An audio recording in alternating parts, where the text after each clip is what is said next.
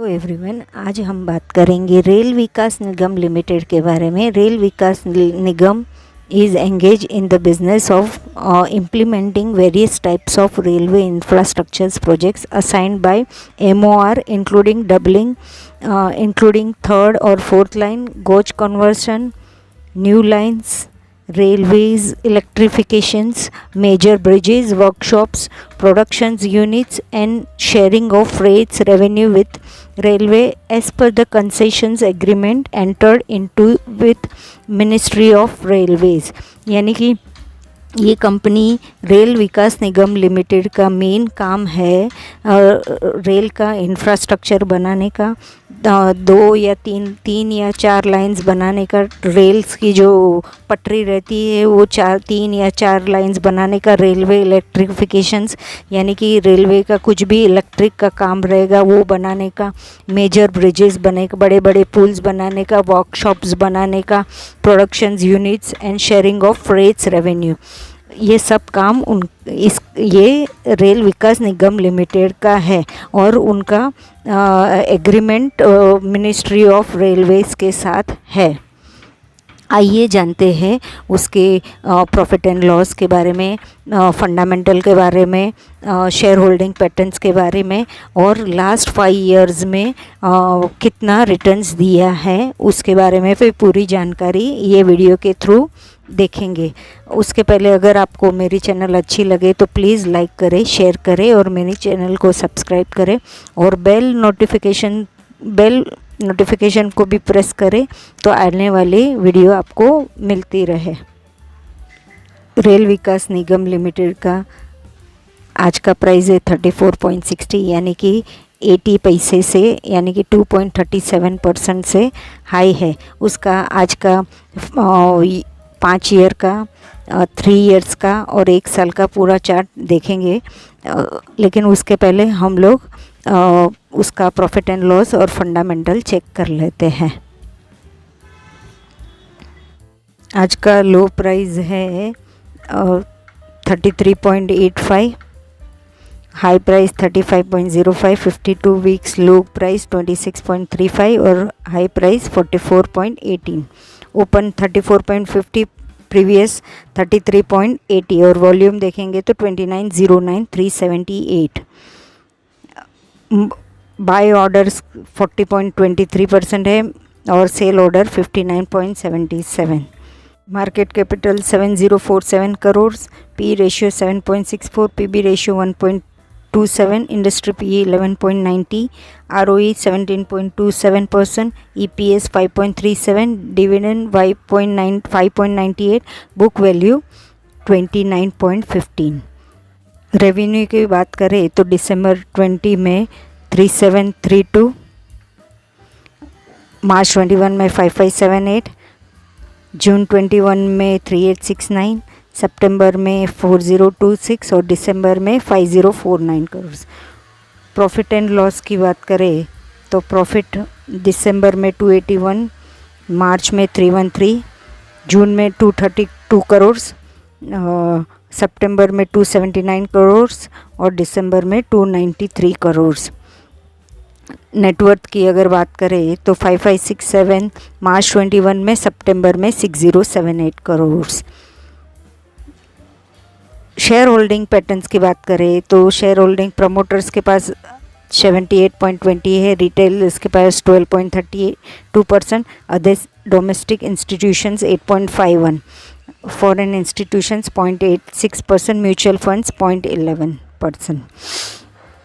तो ये हमने सब पूरा चेक किया है। प्रमोटर्स के पास भी अच्छा खासा शेयर्स है, ये कंपनी भी अच्छी है, इतने कम दाम में 34.60, 34.65 के रेंज में अभी की प्राइस है, तो हो सकता है कि ये 1-2 रुपये कम से भी अपने ये प्राइस में मिले। तो ये कंपनी अपने पोर्टफोलियो में एटलीस्ट 500 शेयर्स या 1000 शेयर्स, या तो मैं बोलती हूँ कि अगर हो सके तो 100 शेयर्स भी ले सके तो ले सकते हैं, क्योंकि इतना मैं नहीं बोल रही हूँ, लेकिन छोटे से निवेश कर सकते हैं। ये कंपनी वैसी है क्योंकि ये मिनिस्ट्री ऑफ इंडिया के साथ भी उसका एग्रीमेंट है और पिछले कई सालों में जो रिटर्न्स दिए हैं उसकी पूरी हम जानकारी अभी चेक करेंगे।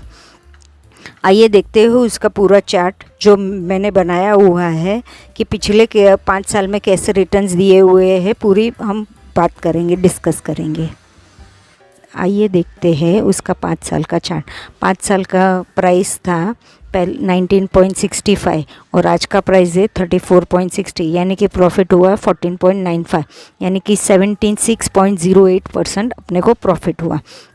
यानी कि अगर हमने मान लीजिए कि 1000 क्वांटिटी उस टाइम पे परचेज़ की होती तो आज का परचेज़ प्राइस होता 19,000, टोटल प्राइस होता परचेज़ प्राइस 19,650, प्रॉफिट होता 14,950, यानी कि परचेज़ प्राइस प्लस प्रॉफिट होता 34,600 आज के हिसाब से। वैसे ही मैंने 3 साल का, 1 साल का वगैरह पूरा बनाया है, पूरा देखते हैं।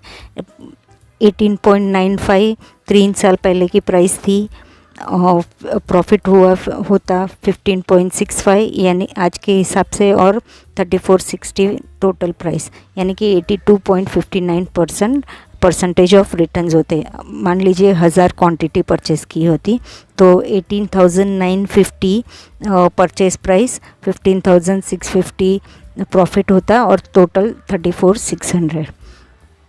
1 ईयर के हिसाब से अगर हम देखें तो 29 रुपीज़ 40 पैसा प्राइस थी, 5 रुपीज़ 20 के हिसाब से प्रॉफिट होता, यानी कि टोटल प्राइस होती 34.60। ये परसेंटेज ऑफ रिटर्न्स मिलते 17.69। 1000 क्वांटिटी के हिसाब से परचेज प्राइस होती 29,400, प्रॉफिट 5,200, यानी कि टोटल प्राइस 34,600। एक मंथ के पहले परचेज भी किया होता तो 29.85 परचेज प्राइस थी, 4 रुपीज़ 75%, 4 रुपीज़ 75 पैसा प्रॉफिट, यानी कि 34.60 प्रॉफिट होता, यानी कि 15.91% अपना परसेंटेज ऑफ रिटर्न होता। क्वांटिटी अगर 1000 के हिसाब से अगर हम परचेज करते तो 29,850 परचेज प्राइस, यानी कि 4750 प्रॉफिट होता है, यानी कि टोटल 34,600। अगर एक वीक के पहले प्राइस थी 33.40, 1 रुपया 20 पैसा प्रॉफिट, यानी कि 34.60 टोटल प्राइस, यानी कि 3.59% परसेंटेज ऑफ रिटर्न। क्वांटिटी अगर 1000 के हिसाब से परचेज प्राइस 33,400, यानी कि 1200 रुपया प्रॉफिट होता है, यानी कि 34,600 प्रॉफिट प्लस परचेज प्राइस। एक दिन के हिसाब से आज का अगर प्राइस देखें तो आज का 34.60 प्राइस है, यानी कि मॉर्निंग में जब ये प्राइस ये हुआ था तभी चालू हुआ था तभी प्राइस था 33.70 के आसपास, यानी कि उस टाइम पे अगर परचेज़ किया होता तो 0.90 यानी कि 90 पैसे अपने को प्रॉफिट पर शेयर के हिसाब से मिलते, यानी कि 2.67% शेयर्स का प्राइस इंक्रीज परसेंटेज के हिसाब से प्रॉफिट होता। 1000 क्वांटिटी अगर परचेज़ करते तो वो परचेज़ प्राइस होती 33,700, प्रॉफिट होता 900, यानी कि 34,600। ये रफली आइडिया है कि ये साल में अगर हमने परचेज़ किया होते तो कितना होता वगैरह पूरा। ये प्राइस का वैल्यू 34.60 है, मीन्स के इतना परचेज़ भी ना करें। अगर हम 100-200 लेके अगर हम लॉन्ग टर्म के लिए ये कंपनी अच्छा है, यानी कि परसेंटेज के हिसाब से अगर देखें तो इतना फास्टली, क्योंकि ये अमाउंट भी छोटा है तो इतना अगर हम क्वांटिटी वाइज ज़्यादा लेंगे तो बात अलग है, लेकिन अगर छोटी वैल्यू से हम इन्वेस्ट करेंगे तो इतना परसेंटेज में प्रॉफिट हमें नहीं दिखेगा, लेकिन आगे के साल में अच्छा रिटर्न दे सके ऐसी संभावना है।